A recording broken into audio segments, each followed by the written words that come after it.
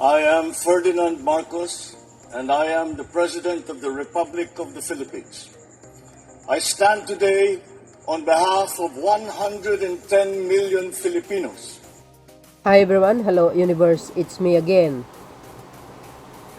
Meron tayong upload videos, update again. Ayan, shoutout sa mga Marcos Loyalist supporters, Filipino NUFW.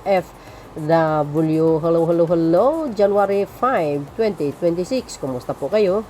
So, mayroong sinabi po dito si Arn, ang batikang broadcaster na si Arnold Clavio.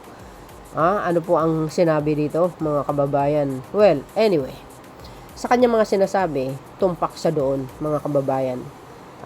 At alam din po natin, ang mga Marcoses matagal na pong sinisiraan.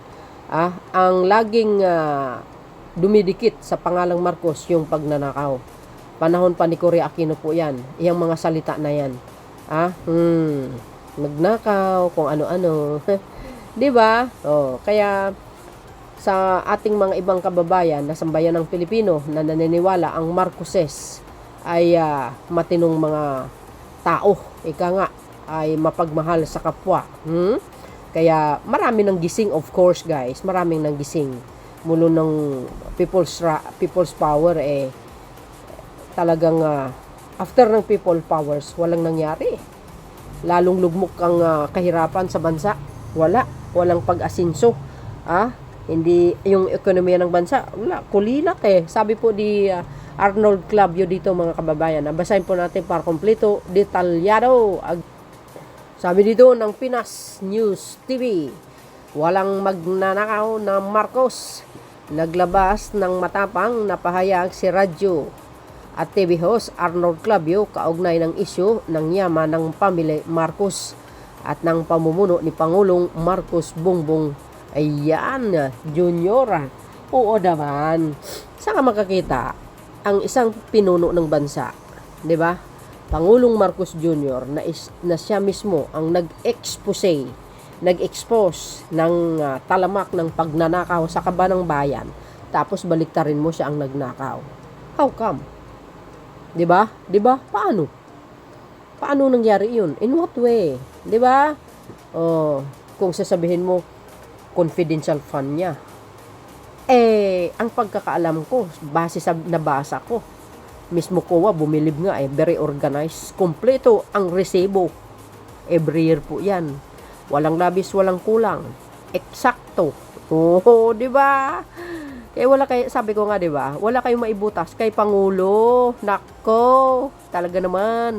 Sasabihin niyo, lalong lumubo ang utang ng Pilipinas. Bakit? At least siya every year nagbabayad. Yung si Digong nagbayad ba? Hindi naman 'di ba? Bakit yung mga budget na yan hindi lang naman sa kanya napunta yan. Sa kanyang sa Office of the President, hindi all over the Philippines yan. Budget ng bayan nga yan LGUs nga, mayroon Kayo naman. 'Di ba? Sa kanyang komento, iginit ni Clavio na hindi na umano kailangan magnakaw ang pamilya Marcos dahil matagal na raw silang mayaman. Yes! Korekto! Since binata pa ang dating Pangulong Marcos Sr., mayaman na po yan. Bugado nga yun 'di ba?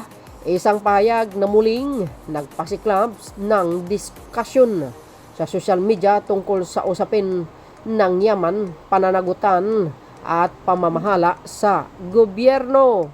We all know na lumabas po ang salin ng Pangulo. Kayo naman masyado naman kayong overacting niya. Puro paninira ang alam nyo. 'Di ba? Pinupunterihan nyo si PBBM. Bakit? Dahil magaling siyang mamuno, maraming nagagawa, pag-inggit, pikit,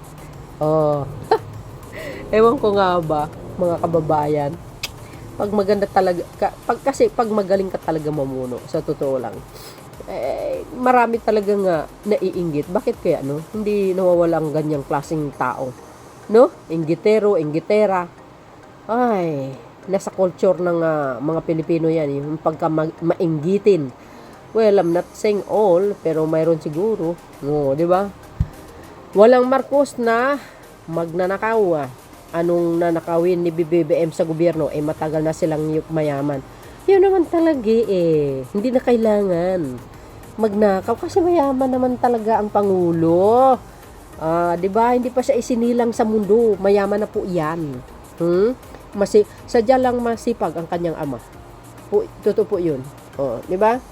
Sabi daw walang Marcos na magnanakaw. Anong nanakawin ni PBBM? Ay, hindi na kailangan ng magnakaw kasi nga mayaman na po 'yan. Dahil dito muling nahati ang opinyon ng publiko kung saan may mga sumusuporta sa pananaw ni Clavio habang ang iba naman ay nanawagan ng masusing pagsusuri sa kasaysayan at mga isyong nakaraan. Ay, nakaw! Tumigil-tigil na kayo sa mga kahibangan nyo. Leave the past. Ika nga, forget the past.